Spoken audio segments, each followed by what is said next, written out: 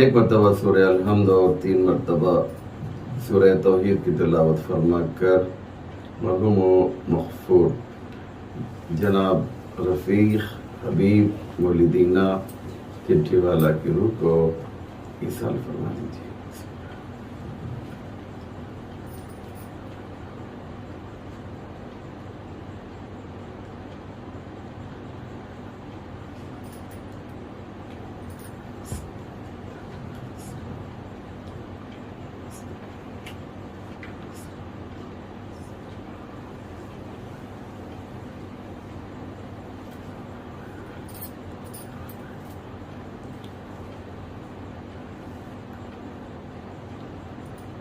لا حول ولا قوة إلا بالله العلي العظيم حسبنا الله ونعم الوكيل نعم المولى ونعم النصير أعوذ بالله من الشيطان اللعين الرجيم بسم الله الرحمن الرحيم الحمد للہ رب العالمین والصلاة والسلام والتحیۃ والاکرام علی سید الانبیاء والمرسلین مولانا ابی القاسم محمد وعليه الطيبين الطاهرين المعصومين المظلومين ولعنة الله على أعدائهم أجمعين من يومنا هذا إلى صباح يوم الدين رب اشرح لي صدري ويسر لي أمري واحلل عقدة من لساني يفقهوا قولي أما بعد فقد قال الله سبحانه تبارك وتعالى وقوله الحق بسم الله الرحمن الرحيم يسألونك عن الروح قل الروح من أمر ربي وما أوتيتم من العلم إلا قليلا۔ امین کرام و ناظرین ذوی الاحترام، السلام علیکم ورحمۃ اللہ وبرکاتہ۔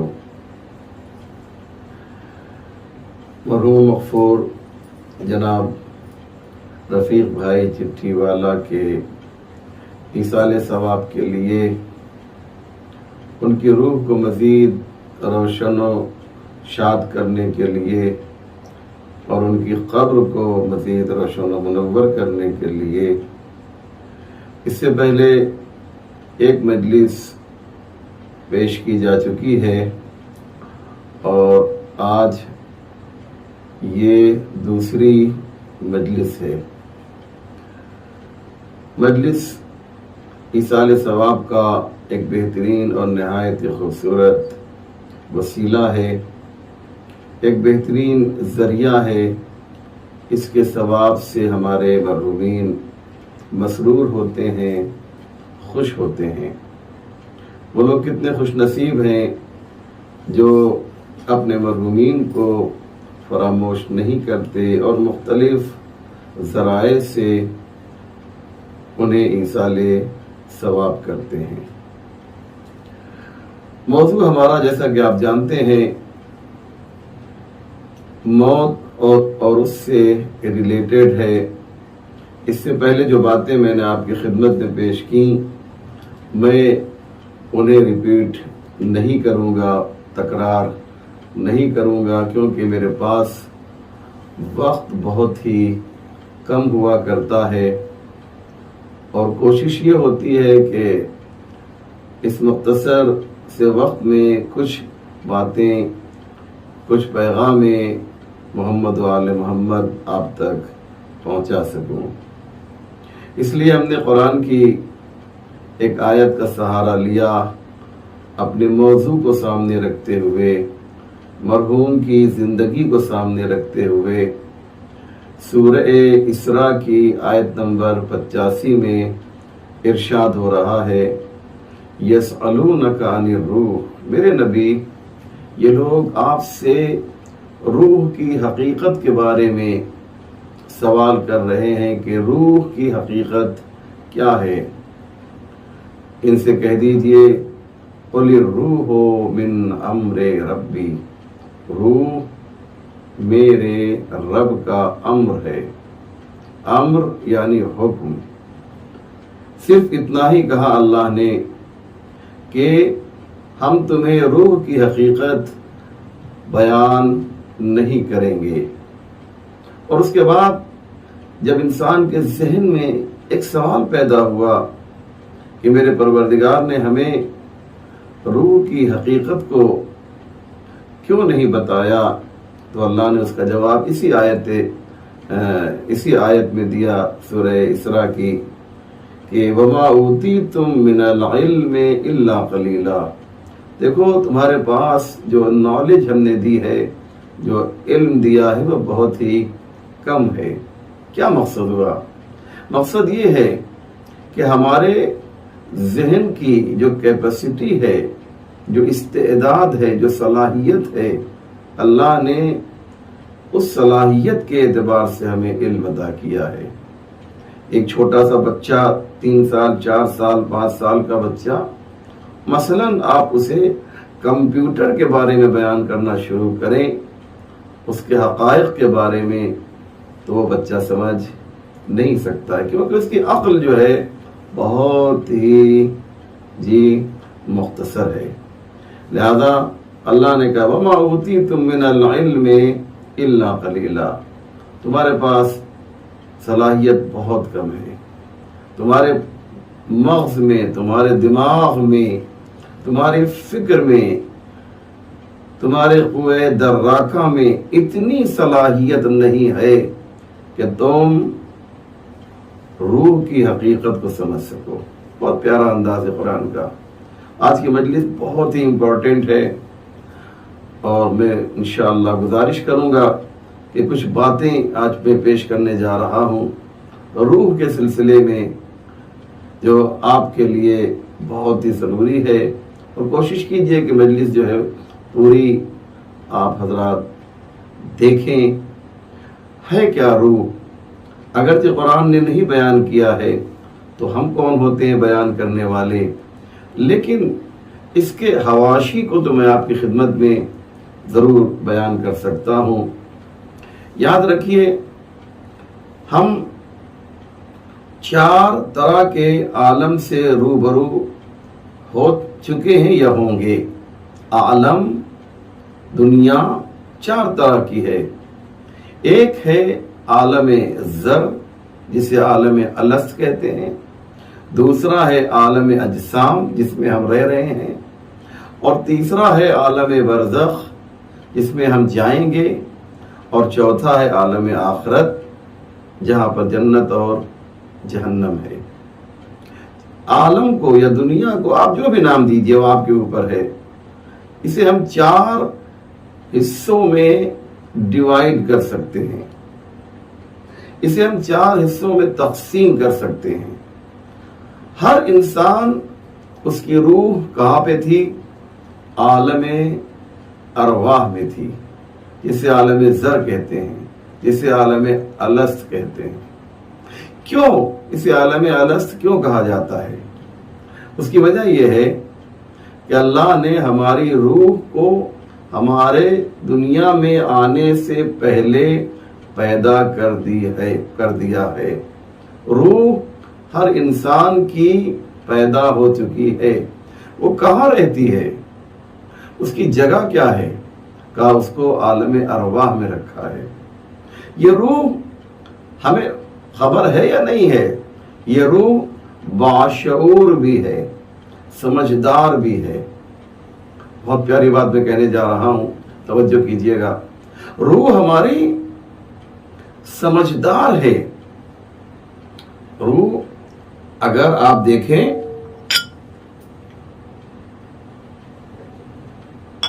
کہ روح جو ہے اس کے پاس سمجھ ہے.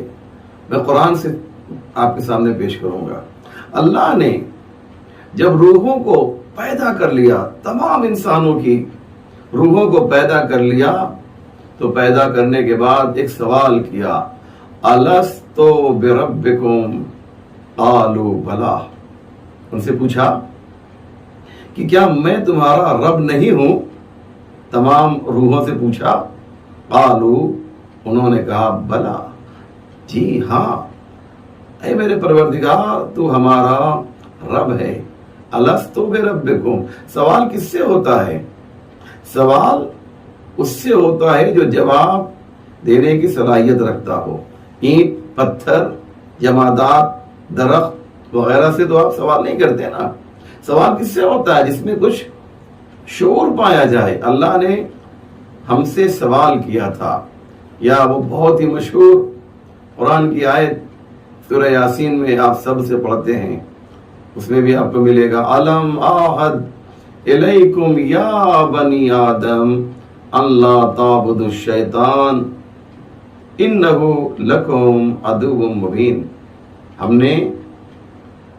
نے تم سے عہد و پیمان نہیں لیا تھا، پیکٹ، معاہدہ نہیں کیا تھا کہ تم شیطان کی عبادت نہ کرنا، اللہ تعبدوا الشیطان، شیطان کی پرستش نہ کرنا، انہ لکم عدو مبین۔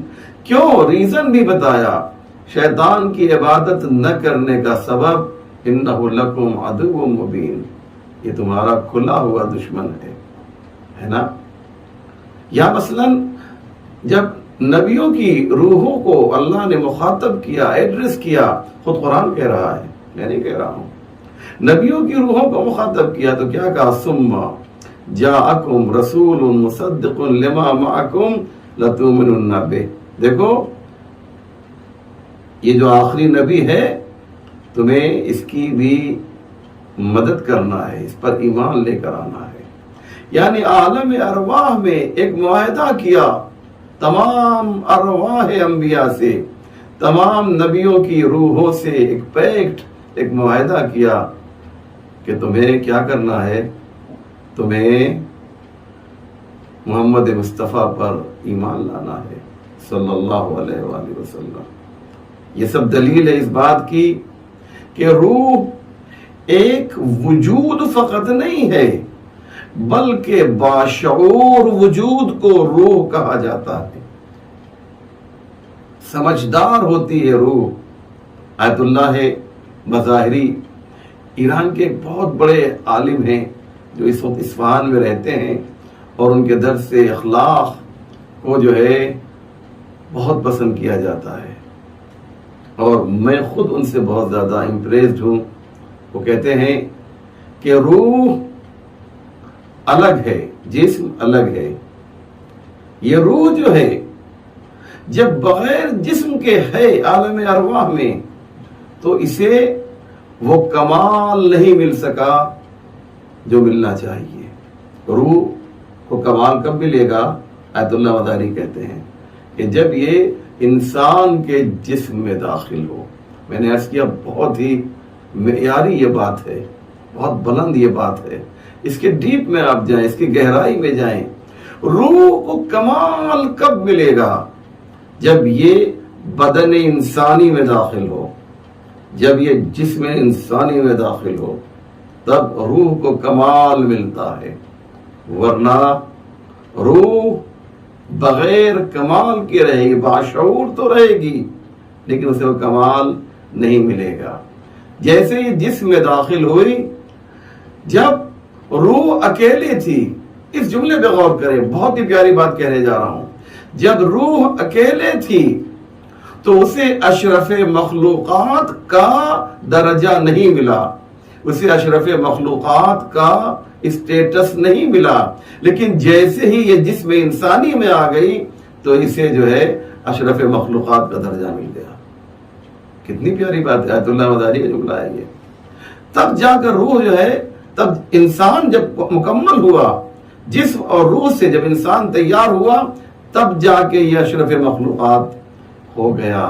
تنہا جسم اشرف نہیں ہے اور تنہا روح بھی اشرف نہیں ہے۔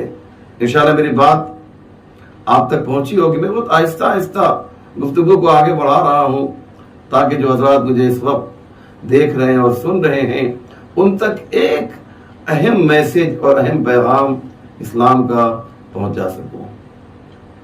تو ٹھیک ہے، تو اب روح جو ہے جسم انسانی سے جا کر مل گئی، یعنی کیا مقصد؟ اب ایک انسان تیار ہو گیا تو اب اس روح کو کمال مل گیا، اب اس روح کو عظمت مل گئی، اب اس روح کو بلندی مل گئی۔ توجہ کر رہے ہیں نا؟ اب یہ روح جب بلند ہو گئی نا تو اب جسم سے الگ بھی ہو جائے گی۔ توجہ کیجئے گا، اب جب یہ جسم سے الگ بھی ہو جائے گی تو چونکہ کمال مل چکا ہے تو اب یہ کمال ہمیشہ باقی رہے گا، کنٹینیو رہے گا۔ مثال دوں، جب تک شیخ صدوق کے جسم میں روح داخل نہیں ہوئی تھی، بہت پیاری بات ہے، بہت توجہ کیجئے گا، جب تک شیخ صدوق کے جسم میں روح داخل نہیں ہوئی تھی وہ باکمال نہیں تھی، جب تک علامہ مجلسی کے جسم میں روح داخل نہیں ہوئی تھی وہ باکمال نہیں تھی، لیکن اب جب داخل ہو گئی اور اب جسم سے نکل گئی تو اب اس میں کمال پیدا ہو گیا۔ اب عالم برزخ میں روح صدوق و روح علامہ مجلسی یہ کمال کے ساتھ موجود ہیں، یہ عظمت کے ساتھ موجود ہیں، یہ بلندی کے ساتھ موجود ہیں۔ شاید میری بات آپ تک پہنچی ہوگی۔ تو ہمارے علماء کس طریقے سے جو ہے گفتگو کرتے ہیں، علامہ مجلسی کو اس وقت تک کمال نہیں تھا جب ان کی روح ان کے جسم سے الگ تھی، لیکن جسم میں داخل ہوئی، متصل ہو گئی تو اب جدا بھی ہو جائے گی ان کے انتقال کے بعد، تو ان کی روح میں کمال ہے۔ اب عالم برزخ میں ایک عظیم روح کی حیثیت سے علامہ مجلسی کی روح موجود ہے، شیخ صدوق کی روح موجود ہے، امام خمینی کی روح موجود ہے، آیت اللہ خوئی کی روح موجود ہے۔ یہ سب عالم برزخ میں ہیں، بغیر جسم کے ہیں، جیسے عالم ارواح میں، عالم ذر میں، عالم الست میں بغیر جسم کے تھے، عالم برزخ میں بھی بغیر جسم کے ہیں، لیکن دونوں میں فرق کیا ہے؟ یہاں پر کمال حاصل ہو گیا ہے، عروج حاصل ہو گیا ہے، بلندی مل گئی ہے ان روحوں کو۔ تو روح کے لیے ضروری یہ ہے کہ اگر اسے بلندی حاصل کرنا ہو تو اسے جسم کے قالب میں آنا ہوگا۔ یہ ذہن میں رکھیں، ایک امپورٹنٹ بات تھی۔ اب آئیے کہ روح آتی کہاں سے ہے اور جسم کہاں کا ہے، روح کدھر کی ہے اور جسم کدھر کا ہے۔ روح جو ہے وہ ادھر سے آتی ہے اور جسم کدھر کا ہے؟ ادھر کا ہے۔ تو روح بنتی کیسی ہے؟ روح کے بننے کے لیے، ہر چیز کے لیے، جیسے آپ مثلا کہتے ہیں کہ مثلا یہ بریانی، یہ کیسے بنتی ہے؟ اس کے لیے چاول، اس کے لیے گوشت، اس کے لیے مسالہ، یہ تمام چیزیں ضروری ہیں نا۔ ایک موبائل، ایک کیمرہ، یہ اس کے لیے کچھ چیزوں کا ہونا ضروری ہے جس سے وہ بنے۔ تو روح کے را مٹیریل کو کیا کہا جاتا ہے؟ روح کیسے بنتی ہے؟ بہت توجہ کیجئے گا۔ جواب یہ ہے کہ روح چونکہ عالم امر کے ذریعے بنی ہے اور عالم امر کے لیے اسباب کی ضرورت نہیں ہوتی ہے۔ بہت عمدہ بات ہے یہ۔ عالم امر، اس کے لیے اسباب کی ضرورت نہیں ہے۔ یہ عالم امر کیا ہے؟ اللہ نے کہا یسألونک عن الروح قل الروح من امر ربی۔ یہ لوگ روح کے بارے میں سوال کرتے ہیں، ان سے کہہ دیجئے کہ روح میرے رب کا امر ہے۔ بات واضح ہو رہی ہے نا؟ تو روح کیا ہے؟ امر ہے۔ اب امر کسے کہتے ہیں؟ چلیے قرآن سے پوچھتے ہیں۔ قرآن خود کہتا ہے کہ ہماری ایک آیت دوسری آیت کی تفسیر کرتی ہے۔ خود حدیث میں بھی کہ یفسر بعضہ بعضا، قرآن کی ایک آیت دوسری آیت کی تفسیر کرتی ہے۔ آئیے قرآن سے پوچھتے ہیں کہ قرآن نے کہا کہ روح امر خدا ہے، تو امر خدا کیا ہے؟ چلیے قرآن سے پوچھتے ہیں۔ وَأَمْرُهُ إِذَا أَرَادَ شَيْئًا أَن يَقُولَ لَهُ كُن فَيَكُونُ۔ امر خدا یہ ہے کہ جب وہ کہتا ہے کسی چیز کی طرف اشارہ کر کے ہو جا تو وہ ہو جاتی ہے. ہمیں موبائل بنانا ہے، ہمیں ممبر بنانا ہے، ہمیں گھر بنانا ہے، تو ہمیں اس کے لیے اسباب کی ضرورت ہے. خدا کو جو ہے اگر عالم امر کے ذریعے سے کچھ بنانا ہے تو اسے اسباب کی ضرورت نہیں ہے، لیکن عالم خلق کے ذریعے سے اسباب کی ضرورت ہے. میں دونوں مثال ایک ہی شخص میں دینا چاہتا ہوں. مثال سے بہت عمدہ مثال ہے.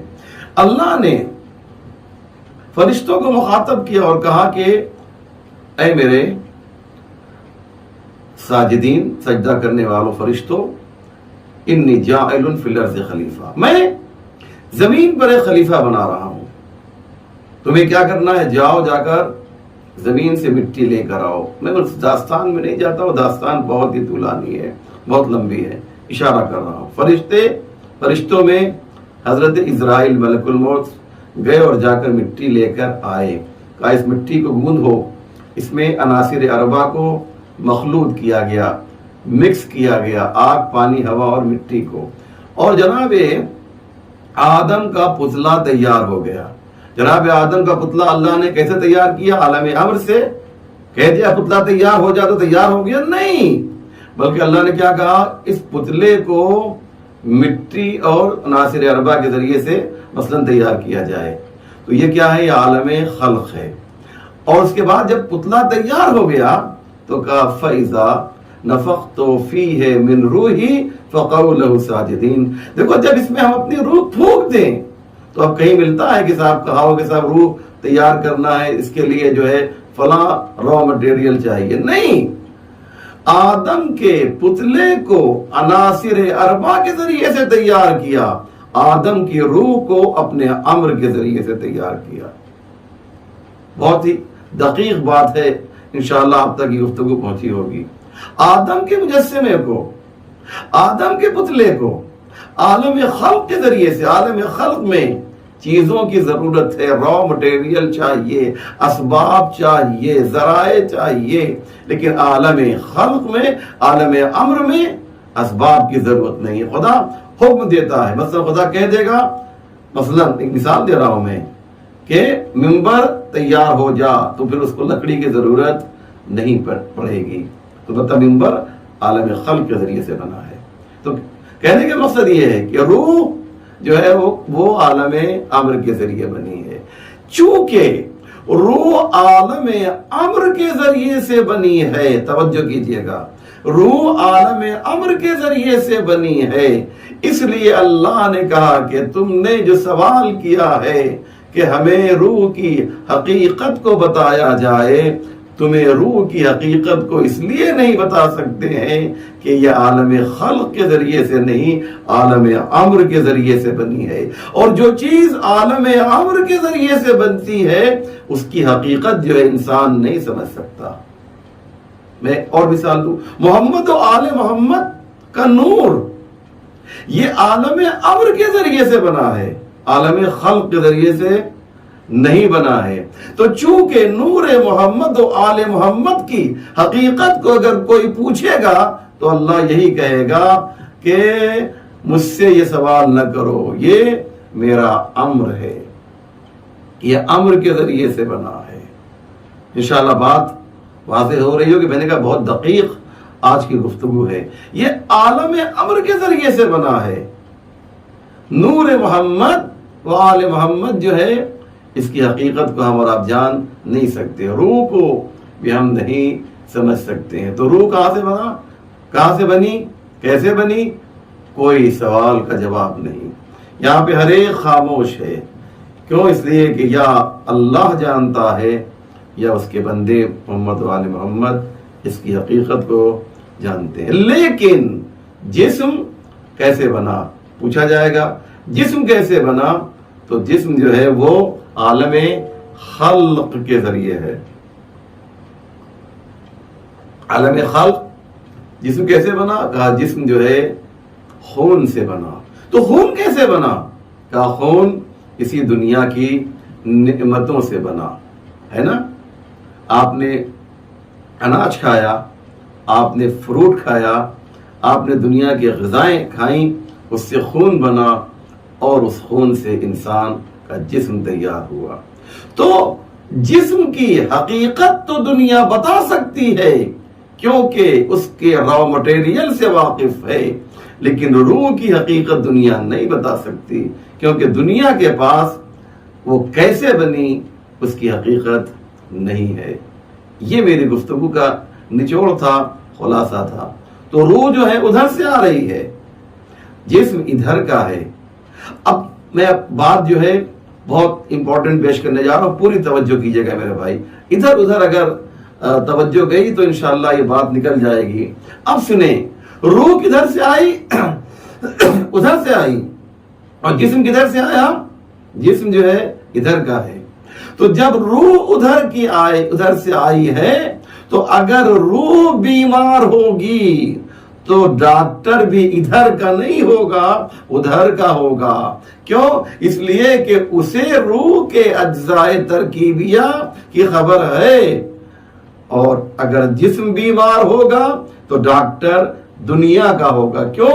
اس لیے کہ جو دنیا کا ڈاکٹر ہے اسے جسم کے اجزاء ترکیبیہ کی خبر ہے، اسے معلوم ہے کہ آپ کے جسم میں کیا پرابلم ہے، کڈنی میں کیا پرابلم ہو سکتا ہے، ہارٹ میں کیا پرابلم ہو سکتا ہے، لیور کا فنکشن کیسے چل رہا ہے، آنکھیں، اس کی رگوں کے بارے میں ڈاکٹر بتا رہا ہے۔ کیوں؟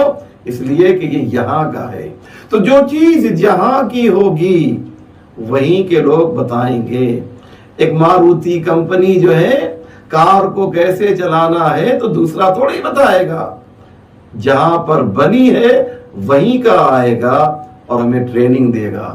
اللہ نے اپنے رسولوں کو اس لیے بھیجا ہے تاکہ وہ ہمارے روحوں کی تربیت کر سکیں، ہماری روح کو پالیدگی عطا کر سکیں، ہماری روح کو مضبوطی عطا کر سکیں، اور وہ اس کی حقیقت سے واقف ہیں۔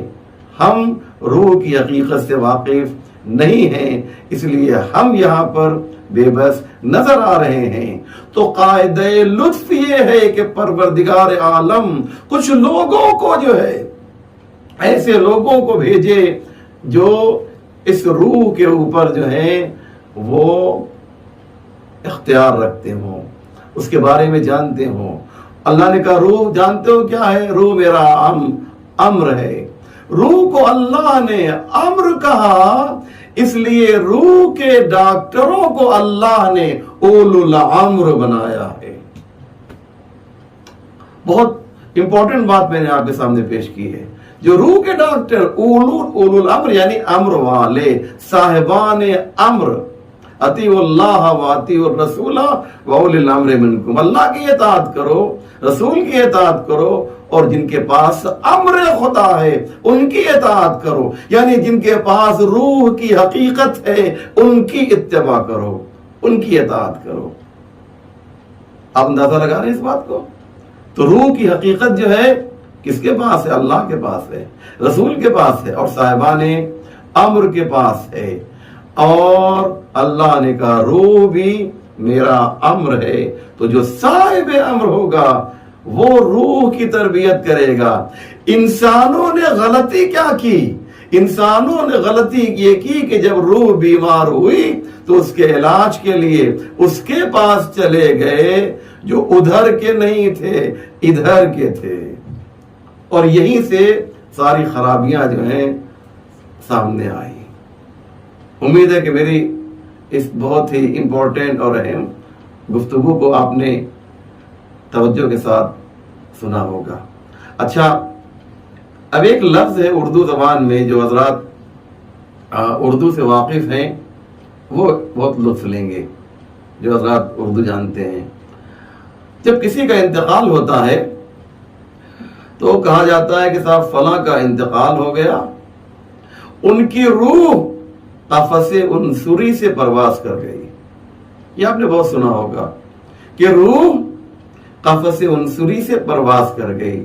لوگ جب یہ سنتے ہیں تو اتنا سمجھتے ہیں کہ ان کا انتقال ہو گیا، بس اس سے آگے انہیں کچھ معلوم جی نہیں ہوتا ہے۔ روح قفس عنصری سے پرواز کر گئی یعنی فلاں کا انتقال ہو گیا۔ لیکن اس کا مفہوم کیا ہے؟ آئیے، میں نے جتنی مجلس پڑھی ہے اتنی دیر تک جو ٹائم آپ کا لیا ہے وہ اس لیے ہے تاکہ میں اس مسئلے کو واضح کر دوں جو میں اب کہنے جا رہا ہوں۔ قفس عنصری، قفس کہتے ہیں انگلش میں، قفس کیج کو کہتے ہیں، کیج یعنی پنجرا۔ روح پنجرے سے باہر نکل گئی آسان زبان میں۔ یہ عنصری کیا ہے؟ میں نے بتایا کہ عناصر اربعہ 4 ہے، آگ، ہوا، پانی اور مٹی، اس کو بولتے ہیں عنصر۔ اور قفس یعنی کیج۔ آپ ایک مثال دیتا ہوں، آپ نے کیج تو بہت دیکھا ہوگا، ہے نا؟ اکثر گھروں میں یا بہت سے گھروں میں آپ نے دیکھا ہوگا کہ ایک کیج ہوتا ہے اور اس کیج کے اندر ایک طوطا پالا جاتا ہے اور اس کیج کے اندر ایک چھوٹا سا دروازہ ہوتا ہے نا؟ پنجرے کے اندر ایک دروازہ ہوتا ہے، یہ آپ نے دیکھا ہوگا۔ مثال پر پوری توجہ دیجیے گا تو انشاءاللہ جو ہے بات آپ تک پہنچے گی۔ یہ جو پنجرے میں جو دروازہ ہوتا ہے، چھوٹا سا دروازہ ہوتا ہے، جیسے ہی یہ دروازہ کھلتا ہے، آپ نے دیکھا ہوگا اگر کوئی بچہ کھول دے تو وہ جو طوطا اندر بیٹھا ہوا ہے وہ نکل کر پرواز کر جائے گا، اڑ جائے گا۔ اڑ کے کہاں جائے گا؟ زمین پر بیٹھے گا نہیں، بلندی کی طرف جائے گا۔ طوطا جو ہے جیسے ہی دروازہ کھلا تو کہاں گیا؟ بلندی کی طرف گیا۔ توجہ ہے نا؟ روح انسان بھی ایسی ہی ہے، روح طوطے کی طرح ہے اور جسم انسان جو ہے وہ کیج اور پنجرے کی طرح ہے۔ جیسے ہی جو ہے ملک الموت اس کیج کا، اس پنجرے کا دروازہ کھولتے ہیں، روح فوراً جو ہے وہ بدن سے باہر نکل آتی ہے اور کیا کرتی ہے؟ طوطا کیا کرتا ہے؟ پرواز کرتا ہے، یعنی بلندی کی طرف جاتا ہے۔ ایسے ہی روح بھی جو ہے انسان کے جسم سے نکل کر بلندی کی طرف جاتی ہے۔ تو کہاں تک جاتی ہے؟ اڑ کے بارگاہ خداوندی کی طرف جاتی ہے۔ یہ بات آپ نے غور کی کہ میں نے عرض کیا آپ کی خدمت میں، اللہ کی جانب جاتی ہے، اللہ کی طرف جاتی ہے۔ یہ روح جو ہے بارگاہ خداوندی کی طرف جاتی ہے۔ اب یہ روح جو ہے اڑ کر گئی۔ اب آپ ایک سوال کریں گے آپ کہ مولانا کبھی کبھی ایسا بھی ہوتا ہے، ہم نے دیکھا ہے کبھی کبھی ایسا بھی ہوتا ہے کہ جب پنجرے کو کھولا جاتا ہے تو یہ جو طوطا ہے یہ پرواز نہیں کر پاتا۔ ہم نے بھی دیکھا، آپ نے بھی دیکھا ہوگا، کبھی کبھی ایسا ہوتا ہے۔ اس کی وجہ کیا ہے؟ دروازہ کھلتا ہے کیج کا، پنجرے کا، اور اس کے بعد بھی طوطا پرواز نہیں کر پاتا۔ طوطا جو ہے وہ زمین پر ہی رہتا ہے۔ آپ نے تو کہا تھا کہ جب دروازہ کھلے گا تو فوراً جو ہے طوطا بلندی کی طرف جائے گا، تو یہ یہاں پر تو مثال آپ کی صحیح نہیں، مثال بالکل صحیح ہے، مثال میں کوئی کمی نہیں ہے۔ یہ طوطا جو پرواز نہیں کر پا رہا ہے، یا اس کے پر کاٹ دیے گئے ہیں، یا یہ بیمار ہے، بیماری کی وجہ سے، کمزوری کی وجہ سے یہ طوطا جو ہے پرواز نہیں کر پا رہا ہے، زمین پر ہی رہ رہا ہے۔ بس یاد رکھیے گا، روح بھی 2 طرح کی ہے۔ ایک روح وہ ہے جو مضبوط ہے، جو بارگاہ خداوندی کی طرف پرواز کرتی ہے، اور ایک وہ روح ہے جو گناہ کی وجہ سے، جو فسق و فجور کی وجہ سے، جو کفر و شرک کی وجہ سے، جو نفاق کی وجہ سے اتنی بیمار ہو گئی ہے کہ وہ بارگاہ خداوندی کی طرف پرواز نہیں کر سکتی ہے۔ شبر کی روح بیمار تھی، اس لیے اسے لقاء اللہ کا موقع نہیں ملا۔ یزید کی روح بیمار تھی، اس لیے وہ بارگاہ خداوندی تک نہیں پہنچ سکی۔ ایسے ہی آپ ابو لہب، ابو جہل، جتنے بھی اس طرح کے لوگ ہیں، ان سب کی روحیں بیمار تھیں، اس لیے وہ پرواز نہیں کر سکیں اور بارگاہ خداوندی کی طرف نہیں جا سکیں۔ لیکن جن کی روح مضبوط تھی، خود اللہ نے آواز دی، اے میرے حسین، یا ایتھا النفس المطمئنہ ارجعی الی ربک راضیۃ مرضیہ فادخلی فی عبادی وادخلی جنتی۔ حسین میری بارگاہ میں آ جا۔ اللہ اس روح نے اتنا مضبوط کیا خود کو کہ پروردگار خود مشتاق ہے، حسین میری بارگاہ میں آ جا، ہے نا؟ روح، اگر روح بلند ہے، اگر روح مضبوط ہے تو اسے اللہ کی بارگاہ تک پہنچنے کا موقع ملتا ہے، اور وہ برزخ میں، عالم برزخ میں ایک بہشت دو طرح کی ہے، جنت دو طرح کی ہے۔ ایک جنت وہ ہے جو آخرت میں ہے، جس میں ہم سب کو جانا ہے انشاءاللہ، انشاءاللہ ہم اور آپ نہیں جائیں گے تو کون جائے گا بھائی، ہے نا؟ اور ایک جنت وہ ہے جو برزخ میں ہے۔ ہماری روح جب نکلتی ہے تو ہم اس جنت میں تھوڑی جاتے ہیں جہاں پہ جانا ہے، بلکہ ایک جنت برزخ میں ہے جسے بولتے ہیں بہشت برزخی، ہم یہاں جائیں گے انشاءاللہ۔ تو ابھی ہمارے بزرگ محترم مرحوم رفیق بھائی اس وقت کہاں پر ہیں؟ اس وقت بہشت برزخی میں ہیں، بہشت برزخی میں ہیں، اور وہاں پر ان کی خدمت میں لوگ ہوں گے، ان کے دوست، ان کے احباب، ان کے چاہنے والے۔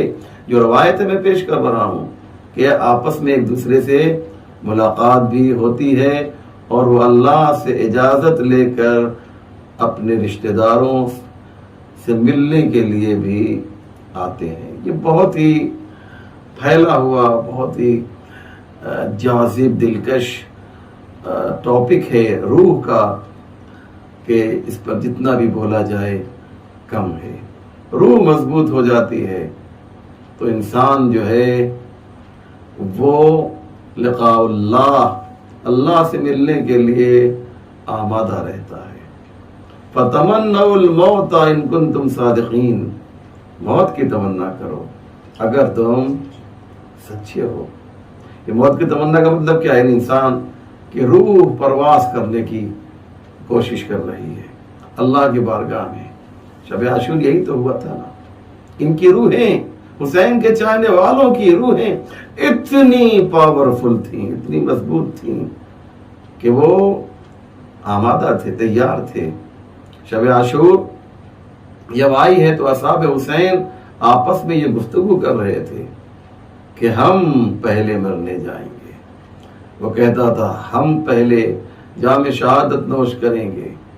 ایک شاعر نے، مولانا احمد حسن صاحب قبلہ، بہت بزرگ شاعر ہیں اللہ مقامہ، انہوں نے یہاں پر ایک شعر اصحاب امام حسین کے جذبے کو پیش کیا۔ ہر ایک کہتا تھا ہم پہلے مرنے جائیں گے، یہ گفتگو شب عاشور ساری رات چلی۔ ہاں آزادارو، شب عاشور حمید ابن مسلم کہتا ہے حسین کے خیموں سے تسبیح و تہلیل پروردگار کی آواز اس طرح سے آ رہی تھی کہ جیسے شہد کی مکھیوں کی آواز آتی ہے۔ اللہ اکبر۔ اس طریقے سے قیام حسینی سے تسبیح و تہلیل پروردگار کی آواز بلند ہو رہی ہے۔ صبح عاشور آئی، اذان علی اکبر سے گویا حسین کی تحریک کا آغاز ہوا، اور حسین کے سجدے پر حسین کی یہ تحریک مکمل ہوئی، اور امام حسین نے اذان علی اکبر اور اپنے سجدے کے ذریعے سے یہ اعلان کیا کہ اگر ہم اپنے چاہنے والوں سے کوئی مطالبہ کرتے ہیں تو ہمارا مطالبہ یہی ہے کہ تمہیں اگر کربلا کو پہچاننا ہے تو اذان علی اکبر کو پہچاننا ہوگا اور حسین کے سجدے کو پہچاننا ہوگا۔ ہاں عزادارو، امام حسین علیہ السلام کو اللہ نے کس طریقے سے دعوت دی ہے، کس طریقے سے بلایا ہے۔ میں نے اس سے پہلے جو مصائب پڑھا ہے نا، میں اسی مصائب کو تھوڑا سا آگے بڑھا دیتا ہوں کیونکہ میرے موضوع سے بہت ہی مربوط ہے۔ میں نے ابھی آپ کی خدمت میں عرض کیا عزیزو کہ حسین کو خود اللہ نے بلایا. آزادارو، جناب مسلم ابن عقیل کی طاقت کو، شجاعت کو کوفہ بھیج کر روک دیا گیا. محمد حنفیہ 4 بڑے شجاع اور بہادر تھے کہ جن کو موقع نہ مل سکا اپنی شجاعت کے جوہر دکھانے کا. محمد حنفیہ کو مدینے میں روک دیا گیا، مسلم ابن عقیل کو کوفہ میں بھیج دیا گیا. وہ بھی اپنی شجاعت کے جوہر نہ دکھا سکے. اور ہاں آزادارو، جناب عباس کی شجاعت کو کیسے روکا کہ جب میرے مولا عباس مقتل میں جا رہا تھا، گھوڑے پر سوار ہوئے جناب عباس اور کچھ دور چلنا ہی چاہتے تھے کہ پیچھے سے ایک آواز آئی کہ بھیا عباس، یہ کیا کر رہے ہو؟ تمہارے ہاتھ میں تلوار کیسے ہے؟ کہا مولا میں جا رہا ہوں، مقتل میں جا رہا ہوں. کہا عباس، امام حسین نے فرمایا عباس تم جو ہے وہ تلوار لے کر نہیں بلکہ نیزہ لے کر جاؤ. اللہ اکبر. جانتے ہیں کیوں؟ اس لیے کہ تلوار سے اٹیک کیا جاتا ہے اور نیزے سے ڈیفنس کیا جاتا ہے. عباس تمہیں ڈیفنس کی اجازت ہے، تمہیں حملے کی اجازت نہیں ہے.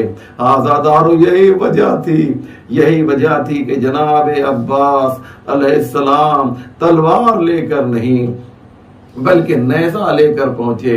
اور ہاں عزیزو، امام حسین 4 شخصیتوں کی جو شجاعت تھی وہ مشہور تھی.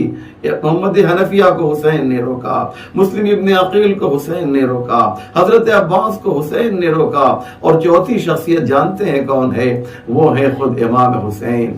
تو سب کو تو حسین نے روک دیا، لیکن جب حسین تلوار کو نیام سے نکال رہا ہے تو حسین سے بڑا تو کوئی ہے نہیں جو حسین کو منع کرے. حسین کی تلوار چل رہی ہے، حسین گھوڑے پر سوار ہیں اور دشمنوں پر حملہ کر رہے ہیں، آواز دیتے جا رہے ہیں تم نے میرے علی اکبر کو مار دیا ہے، تم نے میرے عباس کو مار دیا ہے، تم نے میرے چاہنے والوں کو قتل کر دیا ہے. اب آؤ حسین کا حملہ دیکھو. حسین ایک ایک کا نام لے رہے ہیں، حملہ کرتے جا رہے ہیں، حملہ کرتے جا رہے ہیں، یہاں تک کہ عزیزو حسین کے کان میں ایک آواز آئی. وہ آواز کسی اور کی نہیں تھی، وہ حسین کے کان میں جو آواز آ رہی تھی وہ جبریل امین کی آواز تھی جنہیں اللہ نے بھیجا تھا. جاؤ جبریل، اس آیت کو تو تم ایک مرتبہ لے کر قلب مصطفیٰ کے پاس پہنچے تھے، میرے حبیب کے پاس پہنچے تھے، ایک مرتبہ اس آیت کی اور تلاوت کر دو. جبریل امین جو ہیں وہ زمین کربلا کے فضا میں آئے اور انہوں نے بلند آواز سے پڑھا، یا ایتھا النفس المطمئنہ ارجعی الی ربک راضیۃ مرضیہ فادخلی فی عبادی وادخلی جنتی. اے میرے حسین، تم نے شجاعت کے جوہر دکھا دیے، اب صبر کے جوہر بھی دکھا دو. حسین آؤ میرے حسین، میری بارگاہ میں آ جاؤ. حسین نے تلوار کو نیام میں رکھا، زمین کربلا کو زلزلہ آیا، آسمان سے خون کی بارش ہوئی. اب جبریل امین نے اپنے انداز کو بدل دیا. اب تک قرآن کی یہ آیت کی تلاوت کر رہے تھے، یا ایتھا النفس المطمئنہ ارجعی الی ربک راضیۃ مرضیہ فادخلی فی عبادی وادخلی جنتی. لیکن اب انداز بدل گیا، اب جبریل نے آواز کا لگانے کا انداز بدل دیا اور آواز دی، قد قتل الحسین بکربلا، قد ذبح الحسین بکربلا. حسین کربلا میں قتل کر دیے گئے، حسین کربلا میں ذبح کر دیے گئے. وَسَيَعْلَمُ الَّذِينَ ظَلَمُوا أَيَّ مُنقَلَبٍ يَنقَلِبُونَ إِنَّا لِلَّهِ وَإِنَّا إِلَيْهِ رَاجِعُونَ بِذَنبِ قَضَائِهِ وَتَسْلِيمًا لِأَمْرِهِ اللهم بحق محمد وأنت المحمود وبحق علي وأنت العالى وبحق فاطمة وأنت فاطر السماوات والأرض وبحق الحسن وأنت المحسن وبحق الحسين وأنت قديم الإحسان وبحق الأئمة التسعة الطاهرين من ذرية الحسين علیہ السلام. یا اللہ تجھے واسطہ محمد وآل محمد کا پروردگار ہمارے اس مختصر مگر اہم اعمال کو قبول فرما. جو پریشان حال ہیں ان کی پریشانیوں کو دور فرما. جو بیمار ہیں انہیں شفا عنایت فرما، مرحوم مغفور جناب رفیق بھائی کو جنت عالیہ فردوس میں جوار معصومین میں جگہ مرحمت فرما، ہمارے امام کے ظہور میں تعجیل فرما، ہم سب کو ان کے اعوان و انصار میں شمار فرما۔ ربنا تقبل منا انک انت السمیع العلیم۔